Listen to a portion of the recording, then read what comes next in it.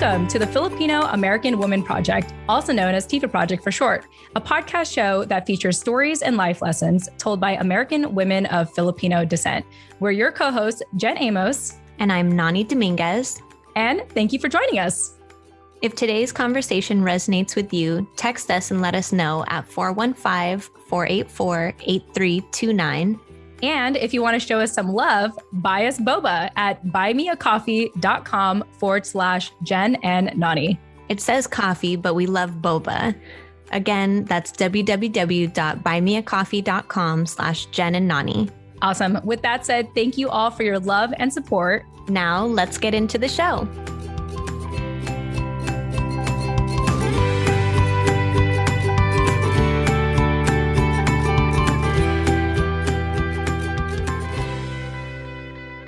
Hello, everybody. Jen Amos here. Just wanted to give you some quick announcements before we dive into today's conversation with our special guest. So I have been talking about this for the recent weeks. Today and tomorrow are officially the last days to nominate our show for the 16th Annual People's Choice Podcast Awards. And so if you want to continue to help us amplify our stories and support our show, go ahead and visit podcastawards.com. When you visit the website, you're going to see a blue button that says nominations voting now open. And what you do from there is select that button and make sure you register and verify with your email address to have your nomination count. So there's a couple of things that you can nominate us for the biggest podcast influencer. Feel free to vote for myself or Nani or both. Never hurts to try. I don't know if you can, but never hurts to try, like I said. And then please vote for the Filipino American Women Project for the 2 categories. The first category is Adam Curry's People Choice Award, and the second category is Society and Culture. Also, if you want to support my other podcast show, Holding Down the Fort, go ahead and nominate that show under the category Government and Organizations. From there, there's actually a couple of other shows that you can go ahead and nominate. Stories with Sapphire, shout out to Sapphire Sandalo, our spooky expert, and also participated in our Trece commentary that recently was released in Chismis with Jen and Nani. But go ahead and select her under the Best Asian Podcast Award. So there you have it. So a little recap for you. Please select the categories Adam Curry's People's Choice Award and Society and Culture for the Filipino American Women Project. If you want to support my other show, Holding Down the Fort podcast under Government and Organizations, and Stories with Sapphire under the Best Asian Podcast. Make sure you save your nomination and remember to check your inbox and verify your email address to ensure that your vote gets counted.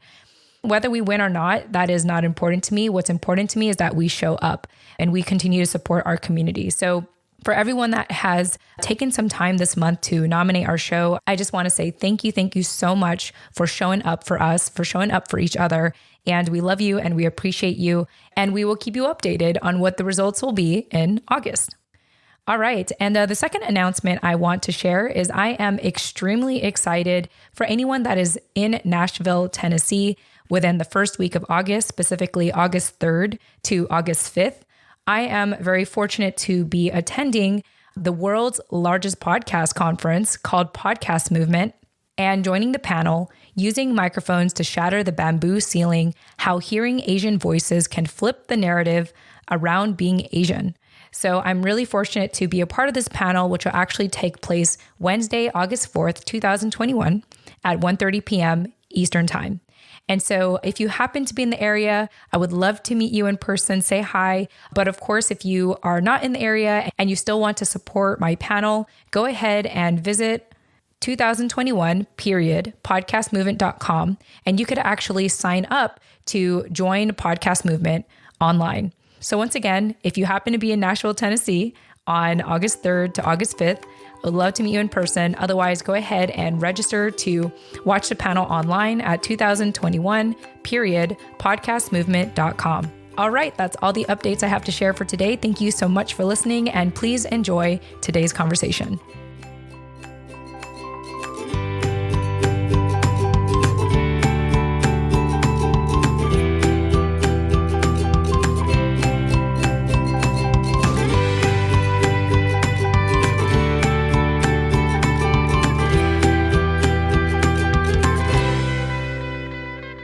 right. Hey, everyone. Welcome back to another episode of the Filipino American Woman Project. I am your creator and co-host, Jen Amos. And as always, I have my amazing co-host with me, Nani Dominguez. Nani, welcome back. Hello, everybody. Yes, and just some quick housekeeping before we get started. As a reminder, our academic paper, Pinay Podcasters, is available now. You just have to visit pinaypodcasters.com. And not only will you be able to read our academic paper, but even watch a replay of our workshop that we did at the Bulasan Center conference at UC Davis. So check that out, pinaypodcasters.com. And as you are listening to our conversation, know that you can text us or message us. Our phone number is 415-484-8329. So once again, that's 415-484-8329.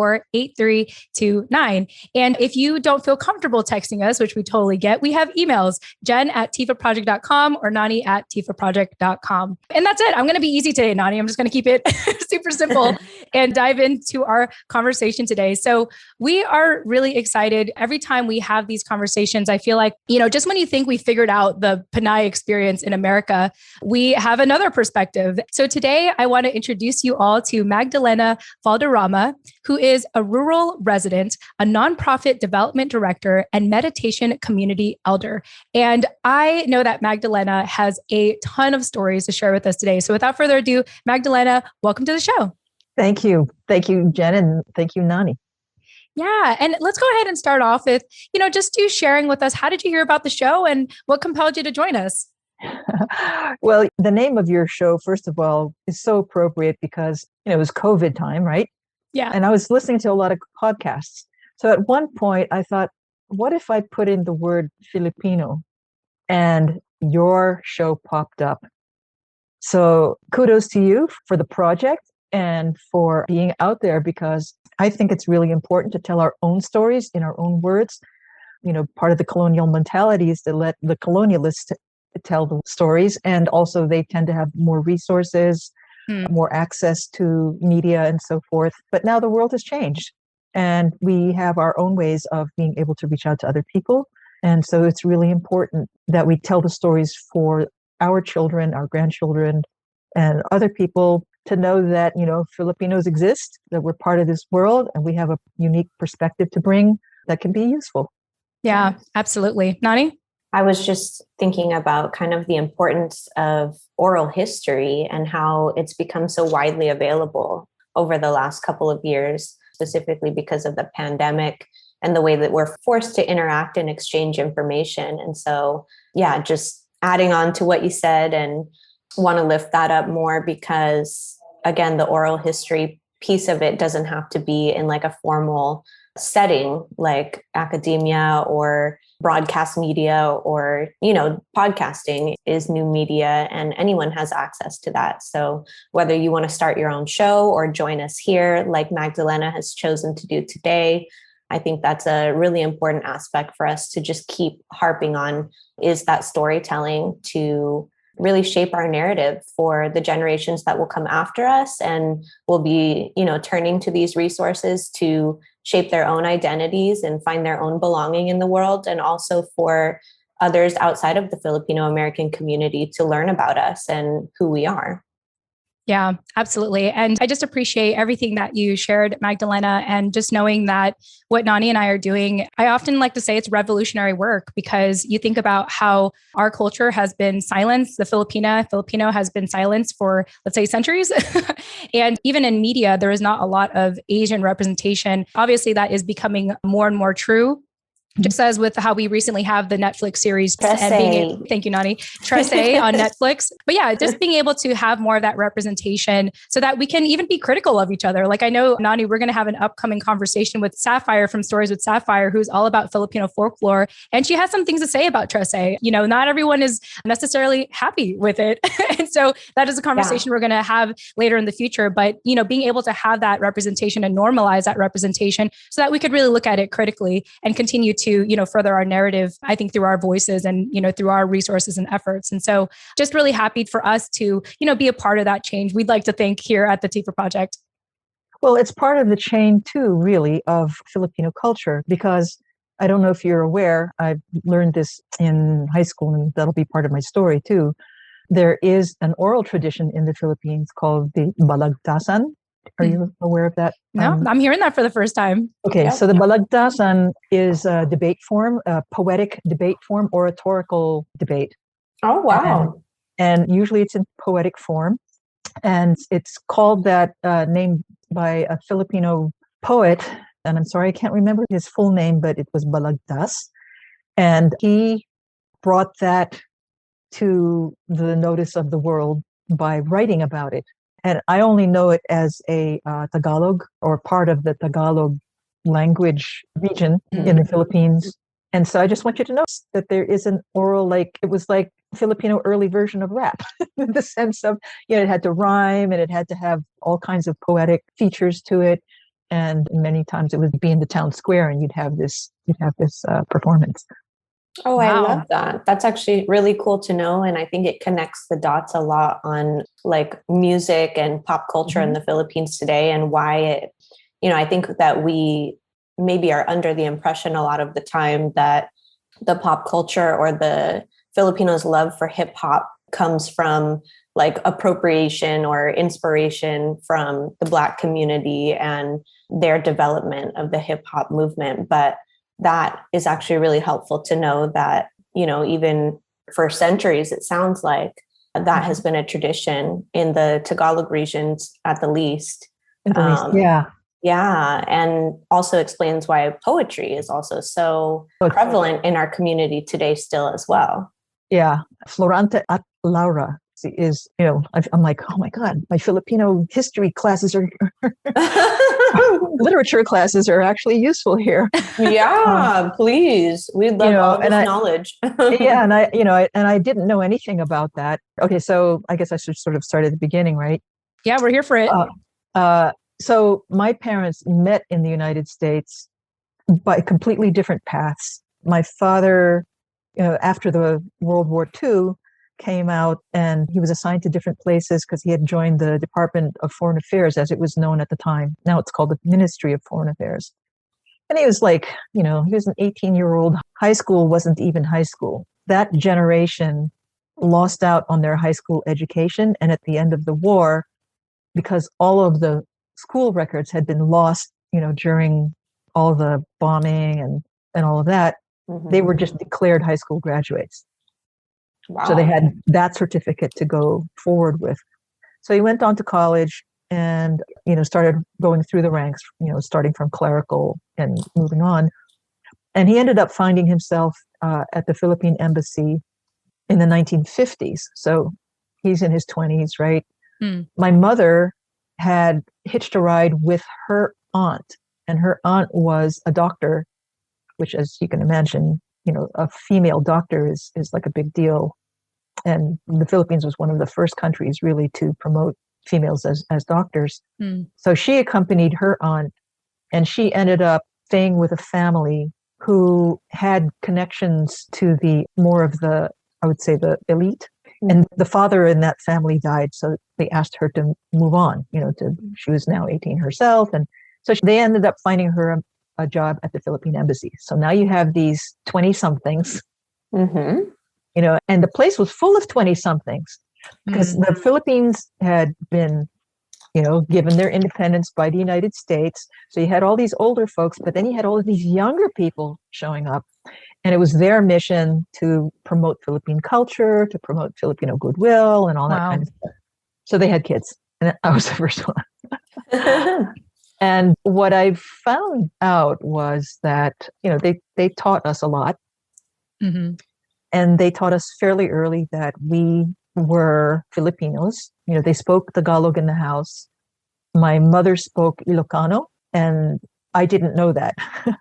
I only heard them speak Filipino and English. And they told us, that we lived in America and that they were Filipino, that we were all Filipino. But at a certain point, they had to leave the U.S. and go back to the Philippines in order to continue with their career, because you have to spend some time in the home country before you can go on to other assignments. And at that point, they brought their 5 kids to the Philippines. So I'm the only one in my family, as the eldest, I'm the only one in my family that had a Philippine high school education. Wow. My other sisters and brother, the one sister had some Philippine high school, but all of them really had their education outside the Philippines. Mm-hmm. So how many siblings do you have? Four. Okay. With 4 girls and 1 boy. Nice.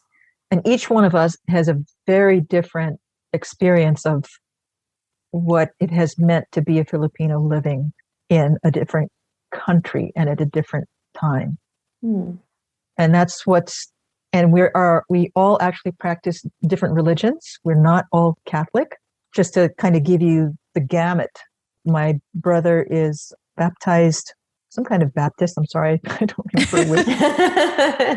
That's okay. All the way to, I have a sister who is a practicing Jew, a cloistered Benedictine nun. So it's a very strict, it's a very enclosed, cloistered situation. And there's me. I practice Adidam, Adidam. And we all identify ourselves as Filipino. So, that was kind of the start. And we always knew that we were American as well. Because my parents were very careful to tell us that, look, you've been born here in the US, so you also have a chance at American citizenship. Mm-hmm. And I would listen to that and I would think, okay, so I'm not an American citizen. I am an American, but maybe I'm not an American citizen, because I was trying to figure that out in my young head. And I'd hear about all these immigrants. My father was always helping immigrants. And he even helped his brother come over and help him through that experience. But I thought, well, I'm not an immigrant. I was born here. So, it was just an experience that I couldn't quite wrap your head around. Relate to. Yeah. I was under the impression that if you were born here, you were U.S. citizen. Is that not the case? Well, yeah, but see, we were diplomatic family. Mm-hmm. Oh, so okay. I see. Yeah. So, and you have to make your declaration. Oh, so they make you choose, basically? You have to choose. Wow. Oh, wow. So, yeah. So, I didn't know how that was going to happen. I was like, well, who do I tell and how does this happen? So I think by the time I turned 18, because whatever the age of, being independent is, mm-hmm. I was like, I don't want to have to talk to anybody or go through an interview or anything. So by this time, we moved from the Philippines to New York, because now my parents, both of them, and this is also unusual, they were both assigned to the Philippine mission to the United Nations. Mm. So usually a husband and wife are not sent to the same station. Mm-hmm. But in this case, it just worked out. So now here we are in New York. And I don't know if now you guys are aware, but it is a big deal to move from one part of the US to another. Mm-hmm. It's just like, it's different countries. Yeah. Being in the East Coast for 3 years now and having lived in California for 20. Yeah, it's a big difference, y'all. We switched. Yeah, that's right. Because you're in California. And yes, I believe you. And I can say firsthand how different it is out here. Yeah. So, going to the Philippines was culture shock. And, culture shock isn't just words. There's an actual physical condition you enter. Mm-hmm. Yeah. And, complete with headaches, fatigue, just all these very stress-related symptoms. Yeah. That you don't realize are actually part of the stress that you're under trying to make sense of the world around you. Mm-hmm. So going to the Philippines was one culture shock. And, we're like, how could that be? Because, we're Filipinos, right? Yeah, we're supposed to feel at home here. Yeah, exactly. Anyway, so here we are in New York, and I go through another shock because it's not Washington, D.C. Mm-hmm. And we were in such difficulty growing up. Yes, we loved our cousins and the whole thing. We loved the food, but coming to New York was like, wait, we really wanted to come back to the United States, but this is not what we remember. Mm-hmm. And now you're older, so people are looking at you like, okay, get with it. You're, right. They're not looking at a little kid anymore. Yeah, you have to participate in society now. Mm-hmm. Yeah. So I ended up going to evening school because I came in the middle of the school year. That's just the way all of our trips worked out, with all of the things that they had to work out at the Foreign Affairs Office and stuff like that. It was just the timing. Mm-hmm. And so now I'm surrounded by Puerto Ricans, Dominicans, Jewish people, Irish, the whole gamut. Yeah. It's New York, right? And as a person, and as a Filipino, really, I'm a natural mimic, right? We're really good. We have a very strong adaptation. So one of the symbols, if you will, of being Filipino is being like the bamboo. You've ever heard of that? Where the bamboo is, it bends with the wind. It's so creaky. You can hear all the creaking and, it's noisy, but it's so flexible that it doesn't crack. It doesn't, get broken. So here I am, and I just start picking up the accents around me. I remember one girl turned around. I was standing in a line and people were talking, and then she started noticing that there's this person next to her speaking like her. And she looks at me, she goes, "Hey, are you mocking me?" And I'm like, "What? What? No. I'm I'm just trying to fit in. I don't, I'm trying to figure out where I belong here." And I couldn't say that to her, right? Because I didn't know what was going on. Yeah. But I learned, I learned. And you learn these things as you keep going. Yeah. Wow. I'm curious to know, Magdalena, from your experience, because, clearly you have a very unique experience, kind of coming here with diplomatic parents. And actually, I also like how you describe culture shock, that it's not just words, it's not just emotional, it's a physical experience. And I think for myself, I just got off the phone with a friend back in California, and he was saying to me oh, I kind of didn't talk to you for a while because I could tell that I think you were depressed and I just didn't want to bother you. And I was like, and this is already years later of me being out here, and I'm just yeah, you're right, I was depressed. I was in bed, I couldn't, I was sad, I was there's all these physical experiences that came out, and I was exhausted, I'm just exhausted of being in a new place. And so I really like how you described culture shock, because I don't think I ever heard anyone explain it in that manner. And so I just wanted to make an observation on that. So my question for you is, when did you start to realize that? Because I know that we all have different experiences or kind of similar, but how did you know that your situation with your family and your siblings was uniquely different for the Filipino American experience? So I'm in college, and I was going to go for a pre-med. Okay. So typically Filipino, right? You go for the professions. Right. And so for this particular college, you had to take, it was a general course at the beginning, and then you could take your specialties and stuff like that. So I thought, oh, well, this one looks really interesting. It was called, this course, it's the psychology of communication. So I go, and the teacher, fascinating course. It's all about how people actually communicate, some of the theory behind it, and also the psychology that goes along with it. And she was always using examples from other cultures. She would talk about Colombian, or, if such and such communication theory were true, then how do you explain when, Colombians do something like that, whatever it was, or the Scottish people. And I'm sorry, I can't remember, they was so long ago. But I got up my courage to ask her a question about that. And I asked her, and she told me that she herself, she was white. She told me that her mother was Scottish, and in their culture, they keep their mother's name as their own name. That her father was Russian, and the only language they had in common was German. Wow. So when she grew up, she learned German, and she didn't learn how to speak. This was in the United States. Right. She didn't learn how to speak English until they sent her to school. Yeah. Okay. So now we have this very personal background, and she starts explaining to me things she starts explaining to me my Filipino culture. Wow. And I was like, because she's met, as a teacher, as a college professor, she's met many Filipinos. I mean, it's New York. And then she starts telling me about intercultural communication, intercultural education. There's a whole society for intercultural education, training, and research, CTAR. And all of a sudden, I was in this new place. And she introduced me to a white male Episcopalian businessman's son who grew up in Indonesia, heavy beard, red hair, and he grew up identifying with Indonesians who were Muslim, not Episcopalian.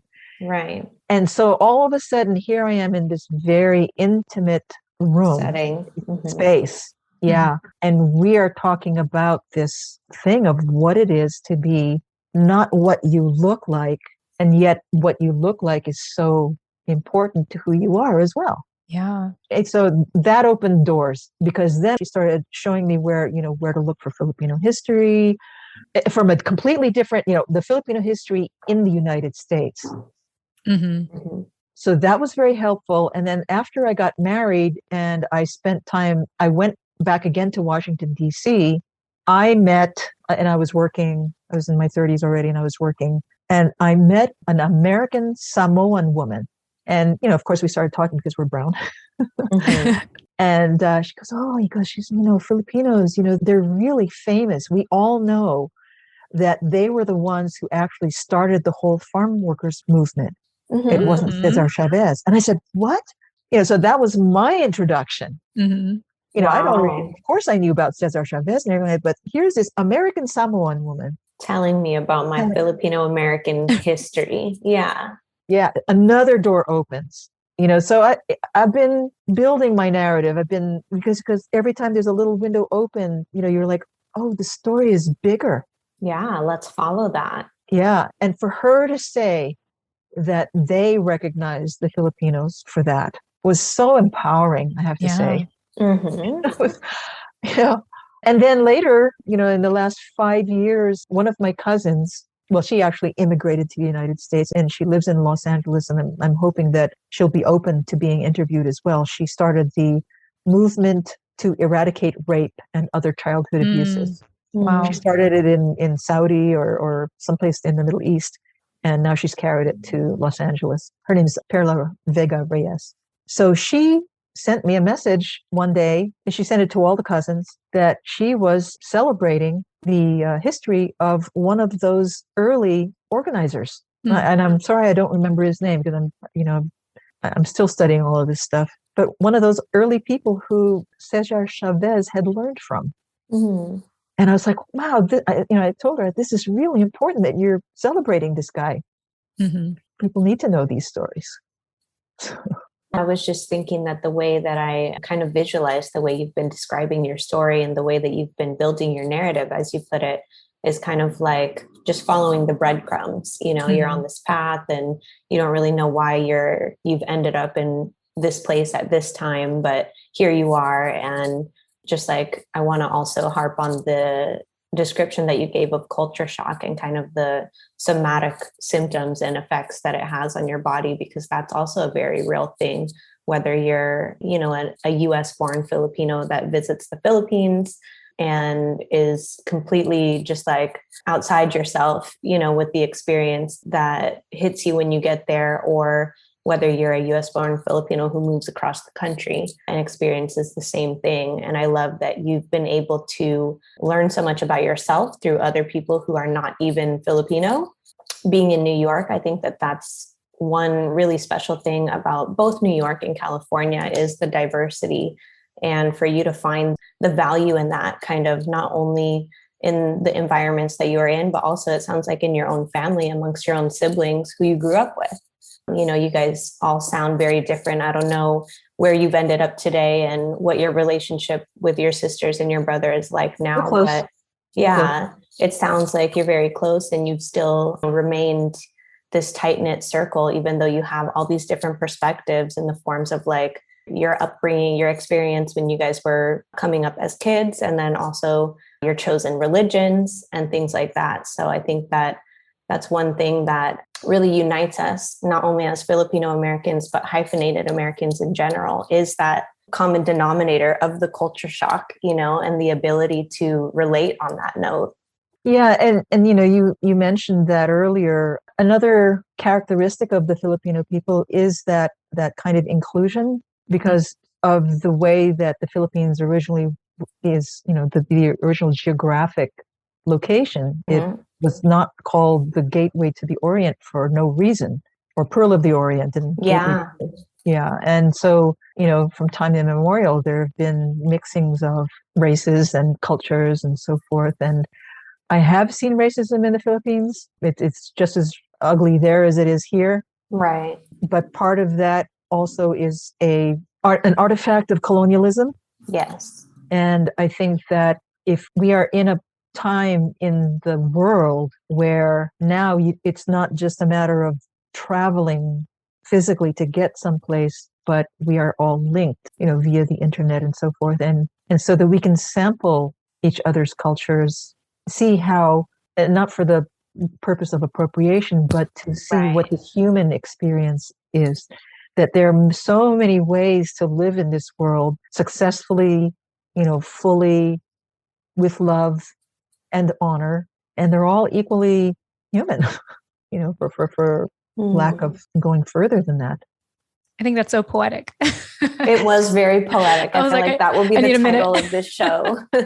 They're all, wow. I love how you put that, we're sampling each other's experiences and none is more or less humanizing than the other. It's just us getting to kind of take a peek, if you will, or put your feet in someone else's shoes for a second and see what it's like. So I think that today's cultural landscape is a little bit, hypersensitive of like appropriation and things like that, which are things that we need to be, acknowledging as real, yes, and watching out for. But at the same time, there's so much to appreciate, that comes with the intent maybe that is behind some of that. So yeah, I appreciate you wording it that way.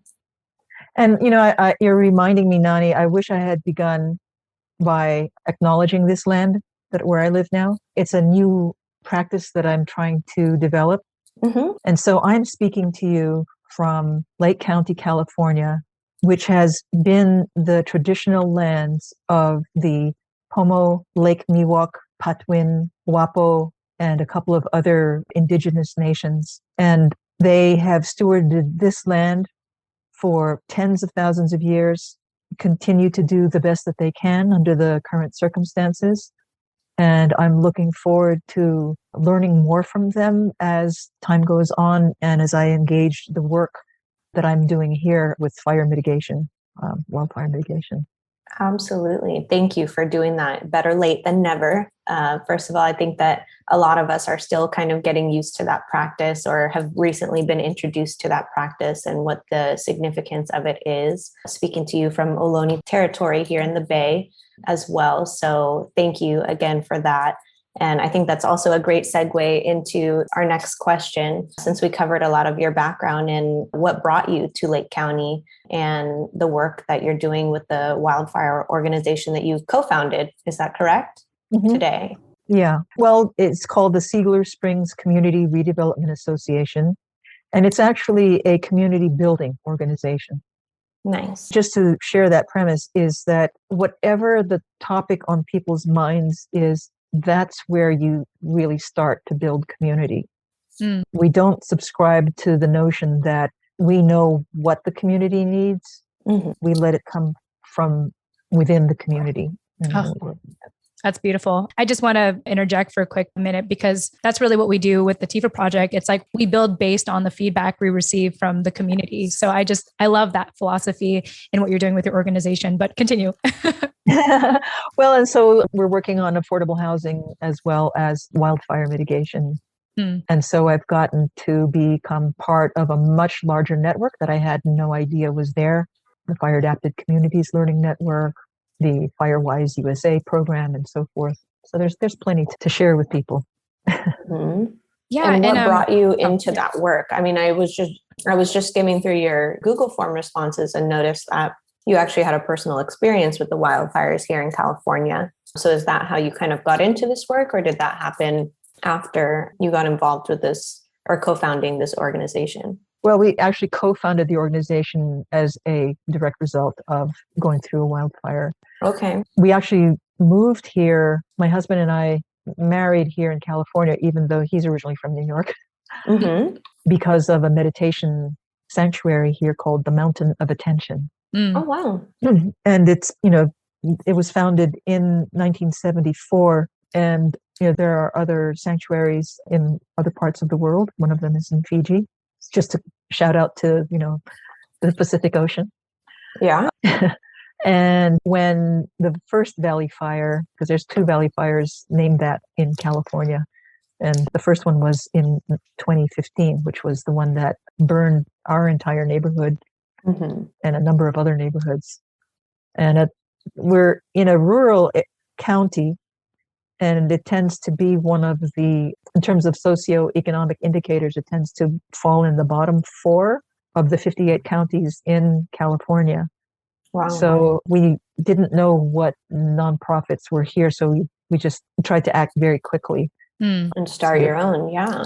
Yeah. And then it moved from, helping with the relief and the recovery aspects while, we lost our home. We haven't rebuilt yet. We're still in the process of developing a cooperative affordable housing project. And so I guess that kind of makes me unique. Again, I hope it's in the spirit of Cesar, that we're not using conventional business approaches. We're still trying to tap that bayanihan, if you will, hopefully, to build the community from within. I'm so sorry that you're losing your home. Thank you. I go in and out of remembering things, and I'm actually in the middle of writing a blog contribution for the Fire Adapted Communities Learning Network newsletter, sort of summarizing, okay, what have we learned in the past 5 years and where are we going? What has this been like? Because, this is a milestone. Absolutely. And the wildfire problem doesn't seem like it's going away anytime soon, at least here in California. So yeah, love the work that you're doing, and thank you for dedicating yourself to that, because that's an area that's kind of like urgently needed right now. Yeah, and I'm meeting amazing people. Yeah. I had no idea that all these amazing, wonderful people to work with are out there. I've, even learning about land acknowledgement, that's where it came from. So it's kind of, it's like rounding out my experience of what I set out to be as a person. Yeah. Along with meditation and so on. I thought I might go back to, since we're talking about acknowledgement, I might go back to your mentioning, Nani, the hip hop culture, Afro-American culture altogether. Because, again, going back to my early experience, I didn't know that I was growing up in the middle of a second wave of migration of African Americans from the South to the North. I was just aware that, my neighbor over here were, they had red and brown hair, freckles. And then my neighbor over here was African American. We called them Negroes in that time. And then over here was, most of them were either African Americans or this white group. And this one white family, we got along fine. And then within 2 years, I'd say they moved out. But I was going to school in the Northwest. So we lived in the Northeast, went to school in the Northwest, and my mother put us in Catholic school so that we could get our Catholic education. And I remember, just to give you a sense of where this is in history. So, here's this diaspora going on, migration going on. Yeah. And I'm this little kid, and, we hear about all the terrible things that are happening, all the assassinations, and we're late for church. We had to actually attend the church associated with our school. So we're rushing off. We're late to church. The place is packed. We're like, oh, who knows what else is going on here? Because every now and then this church gets all packed, and then we all have to go into this tiny part of the church to, just be the little school together. And I'm sitting there, and I'm looking around. I kind of look over this way, and I'm just in line with the front pew because they put us into this corner of the church. I'm looking over, and my goodness, it's Jacqueline Kennedy and Robert and their kids. Wow. We were the Sunday mass for that day was the funeral mass for John Kennedy. Oh my gosh. Wow.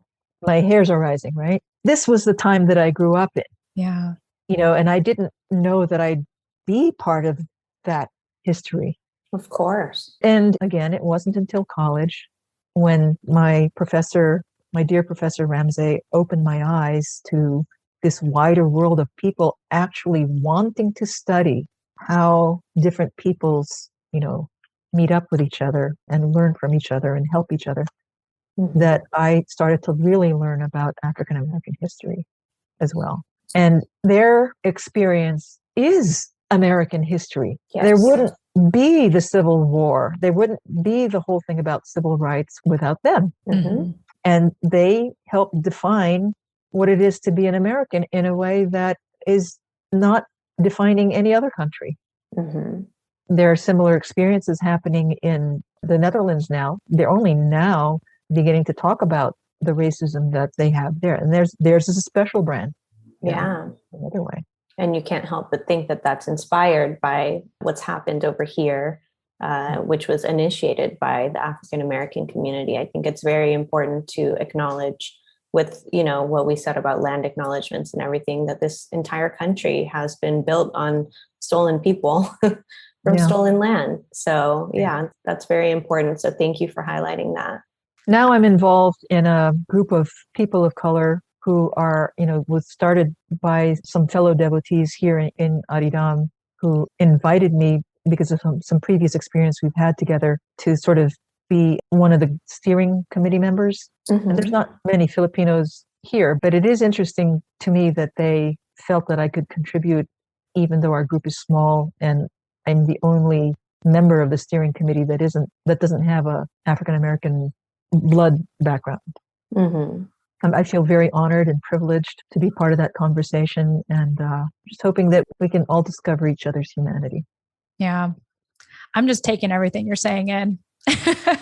Just, hearing your stories and your experiences. And we talked about this a little bit offline before we started, but, a lot of our perspectives on the show have been millennials, mainly because that's just how it's not that it was our intention. It just kind of happened organically through, marketing through Instagram and stuff like that. But just like with you, having been able to do that search in your podcast platform to search Filipino, it always astounds me. This is why I always like to ask people, how did you hear about the podcast? What compelled you to be on? Because I feel like it constantly changes in a way. Like Nani, we don't really hear much of people just finding us on Instagram anymore. We do hear a lot of people just searching for Filipino American, for example, in their podcast platform, and then we pop up. So it's just so beautiful how such a name as the Filipino American Woman Project can bring so many different people with that common thread of having Filipino ancestry in us. Yeah. If you like, I'll send you an article called Viva la Différence. That was it's kind of a transcript, but also an explanation of what our preceptor tried to teach us about being one humanity. And, I don't think it's printed online anywhere, but I can give you the PDF.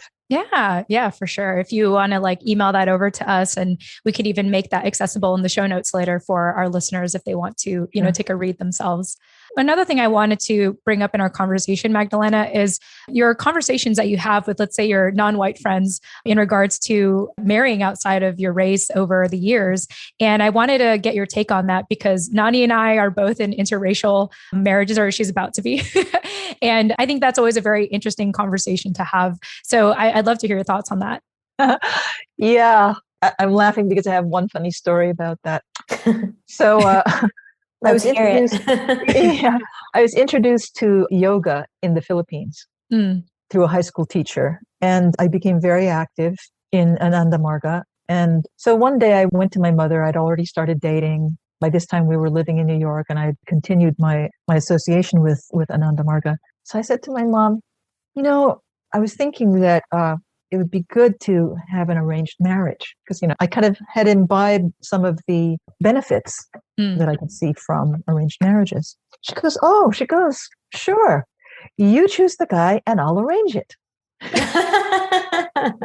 You're like, that's not what I had in mind. It's kind of the opposite. Well, it was so great. I love that response. And I asked them, do you ever wish that we would marry Filipinos? And my parents were not fixed in that way. They wanted to retire to the Philippines. That's the way they always led their lives, and they did. They retired there. But they didn't push me in that way. And when the people who became my in-laws found out that we were going to, that we were talking about getting married, they came from the Jewish tradition. They were not practicing Jews themselves, but they identified with the culture. Mm-hmm. And the question they put to me was, well, really the only reason to get married is if you have children. And, and we have come from the Jewish tradition. And, look what happened with Hitler and all this and all that, because they came out of World War II. Mm. Why would you do that to your children? Mm. Why don't you just live together? And that is shocking in that age, because people didn't live together then. That was still very taboo. Too radical. Yeah. But that's how they felt about it. Many, many, many decades later, when my own sister converted to Judaism, she told me that the culture is that you hold on to your Jewishness as long as you can. And if there is intermarriage, you absorb them as your family. And I have to say, that's exactly what my in-laws did. They were the first ones to tell me, I love you. Wow. Once we were married, it was a done deal. And, when's the grandchildren coming? Yeah. I feel like that's always the thing. It's like, okay, kids now. Yeah. And, my own son has been going through, I noticed you had the Filipino men kind of episode there. My own son is going through a process. He always identified himself as white because he could see that, he could pass. Mm. And then in the last few years, since we've been talking about, George Floyd and Breonna Taylor and all those folks, he mentioned to me that he no longer he identifies himself as mixed. And we've had conversations about, how did that come to be for you? Myself was moved to apologize for all the failures on my part to serve his racial, his experience of race as a part of our society. And I'm very proud to say that he's been finding his own way and helping me also. So we've been doing a lot of sharing. Wow. And, there are entire countries that are built on the mixing of races and developing new cultures. So there's many things to keep, and I don't think that they'll get lost, put it that way.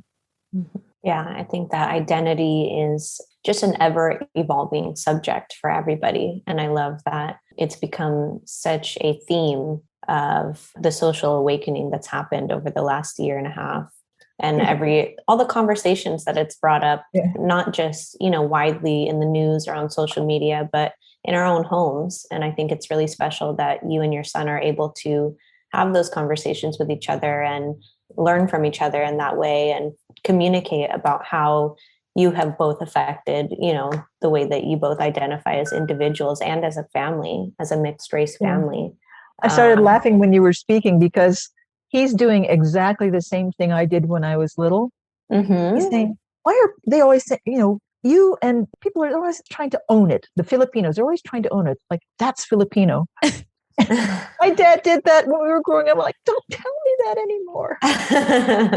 You have to speak up. You have to recognize the patterns and call them out and talk about them. Otherwise, they just continue, and nobody knows why. Nobody has the context behind them. And I think that is the powerful part and also the easiest part of breaking those generational, traumatic cycles or patterns that we just continue to pass down and are not really aware of how they affect us. And so again, I love that you guys are able to have those conversations. And speaking as a biracial individual myself, that is something that is always and always has been kind of top of mind for me in any environment that I've been put into. And I appreciate, others now outside of my own circle becoming also hyper aware of it and wanting to learn. Mm-hmm. Mm-hmm. Yeah, there's so much to learn. Yeah. And the beauty is we are going to be who we are for the rest of our lives. So we have plenty of time to figure it out. And I like how you said earlier, Magdalena, that you kind of are constantly evolving even your own narrative or being able to articulate it, as you gain new information about yourself. And it's exciting. I think that's what makes life interesting, right? Is that we are multi-layered. There's so much of our history that we still have to uncover and so many other cultures that we need to understand, especially if we're, around, a mixed environment, which is pretty much America itself. So it's beautiful. It's a beautiful experience. And I feel like I haven't been as talkative in this conversation as I typically am in our shows because I've just been taking everything that you've been sharing. So I just want to, thank you for that. I want to go ahead and eventually transition to the life lesson here in a little bit, but I want to make sure we've covered all our bases. Is there anything else you want to share about just the overall Filipino American experience for you, or even just the work that you're doing today? Wow. It's a big question, isn't it? It is. It is. I just want to make sure that we covered everything. It's important. We love to be very thorough, especially, because, it's a safe space to share your narrative and share your perspective and experiences. So I thought I would ask. No, I would also wish for Filipino Americans to be able to embrace the different ways there are to be Filipino, because our colonial heritage forced Filipinos to fight each other. Mm-hmm. So if you were Visayan, you were brought in to fight the Tagalogs or whatever all of that is. And, we do have a vibrant Muslim heritage as well. Mm-hmm. And so I do find it disturbing myself personally when, it's either the Catholic or the Christian gets sort of promoted as like, that's the only way to be Filipino kind of a thing. Mm-hmm. I have cousins that, first tier cousins that live in Davao and the Visayas and, everywhere. So, I know that they're learning how to absorb all of that. And the Filipino experience is, it's like being an American. You could be an American from the South or from California or from the Midwest, and you're going to be a different Filipino American. You could be a Visayan Michigander, and it's going to be different from a Mindanaoan Muslim somebody in Florida. Absolutely. Yeah. No, I think that's an important point to note. And it just makes me think of piggybacking on kind of what you said about your son and how he's changed the way he declares his identity.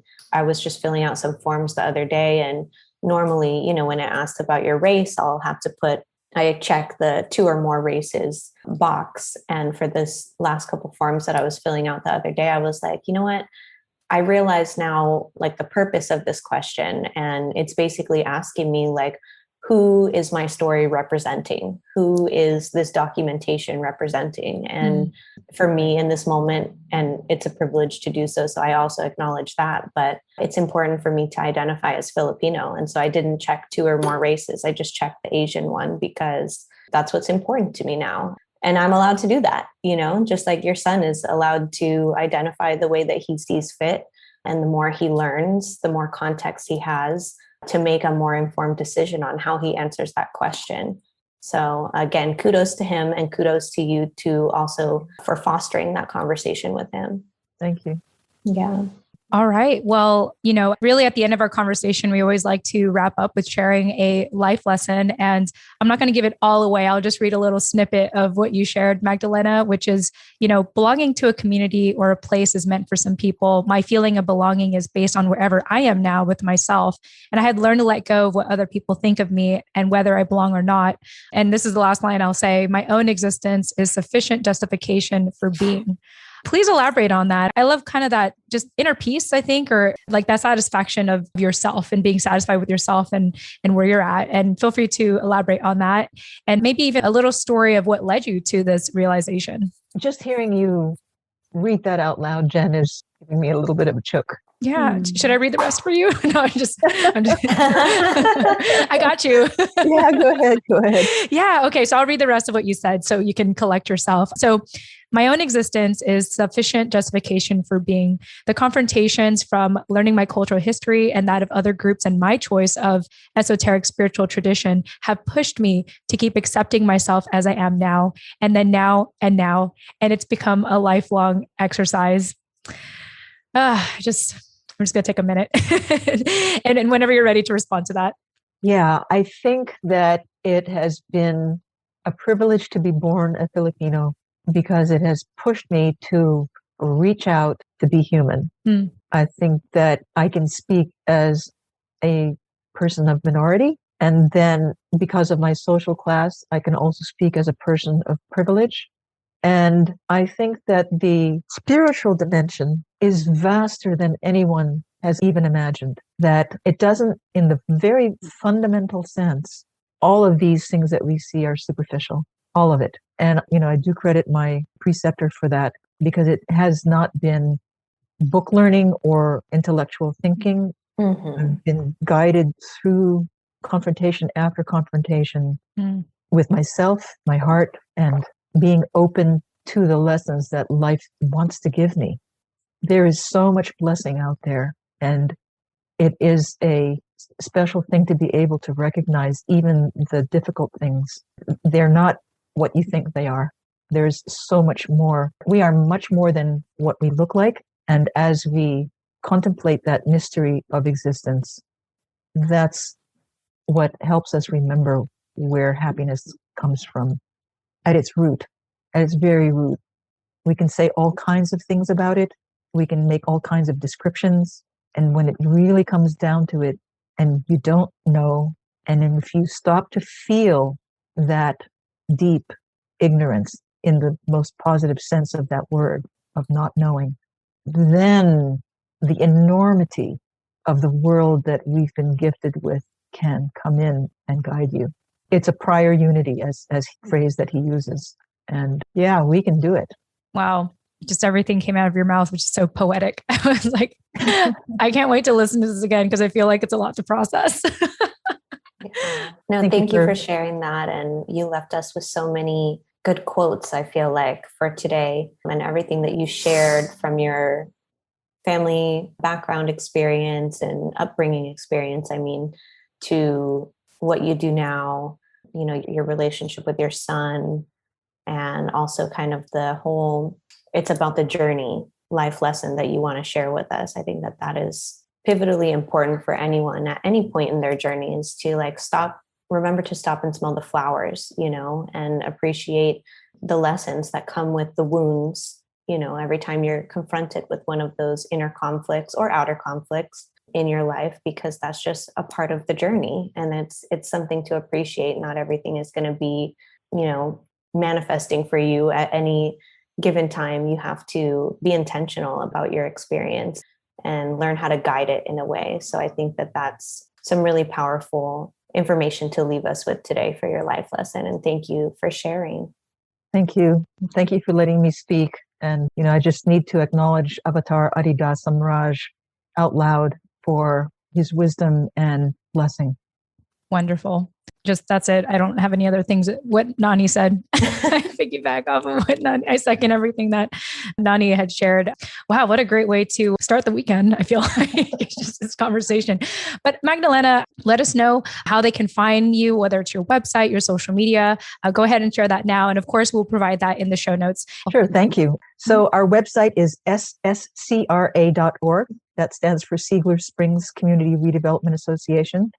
And it desperately needs updating, but you can see the kind of work that we do there. We're also on Facebook at Seigler Springs Lake County, and that's spelled SEIGLERSPRINGS LAKECOUNTY.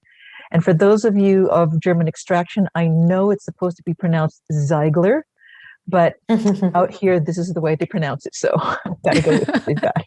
So it's the way it is. Yes. Yeah. And you can find me on LinkedIn as Magdalena Hurwitz, HURWITZ. That's my married name. Awesome. Magdalena, it's been such a pleasure having you. Thank you so much again for joining us and adding a beautifully wonderful, unique perspective at the TIFA Project. We appreciate you and can't thank you enough. So yeah, thank you again. Yes. Thanks. Congratulations, Jen and Nani, for this wonderful project. And good luck with baby. Thank you. Thank you. Yes, we hope to visit with you again soon. So I will definitely be taking a little hiatus. I don't know what to expect in terms of how long I'll need to be out of commission for, but yeah, we will definitely want to reconnect after that. So Thank you again for joining us today, and we look forward to talking to you again soon. Yes. And again, to our listeners, you know that if you want to engage with us, we have a phone number, 415-484-8329. It's your opportunity to shoot us a text message, or if you want to entertain Jen, because like no one's done this yet, leave a voice message. That would be great. Of course, you can also email us at jen@tifaproject.com or nani@tifaproject.com. TIFA Project spelled TFAW as in the Filipino American Woman Project.com. All right, that's it. We're done. We love you all. Thank you so much for joining us, and we will chat with you in the next episode. Tune in next time.